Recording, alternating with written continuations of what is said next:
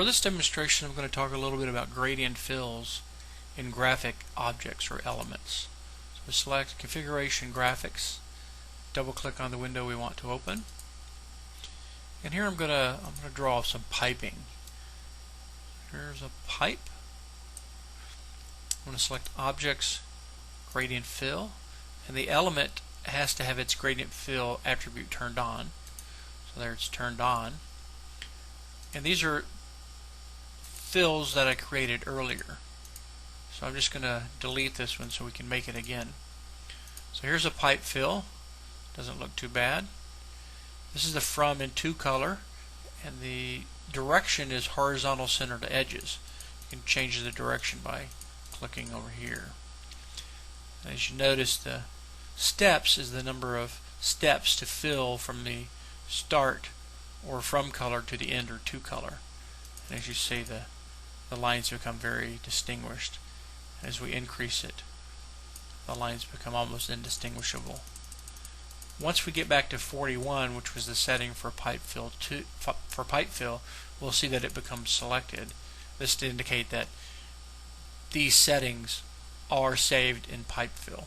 So you don't save it again as another one if you don't want to. But I want this one to be a little bit darker, so I'm going to select the from color,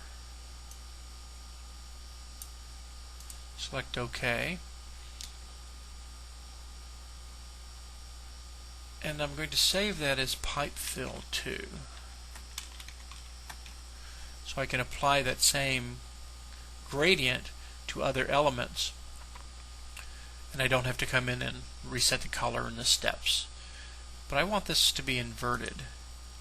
I like that appearance of the pipe more. So I'm going to save this, File, Save. Now this is the pipe. Now I'm going to make a elbow.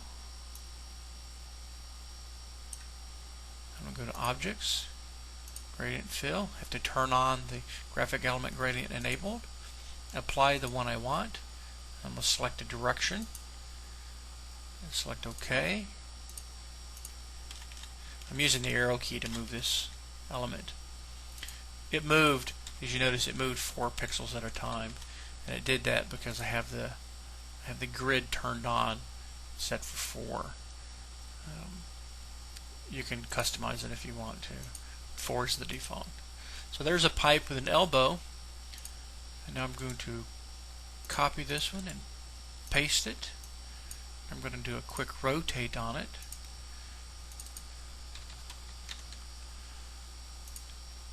And move it into place. But I need to change the direction. There's the direction. Now we have a nice gradient fill here. And if we want to zoom in, we can left click down here. And we can see that it's pretty nice looking. If we that was a left click. If we right click, it zooms out. So left click or right click. You can also use the zoom in, zoom out up here. I just find this easier. Now if you want to change the steps on these elements, you can just select the gradient fill steps. It's a way to change the steps without having to go into the larger editor each time. So it changes all the steps, just if you're trying to get a different appearance.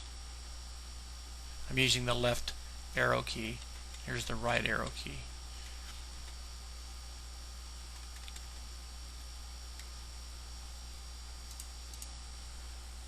I'll save it. There we go. That's it for gradient fills.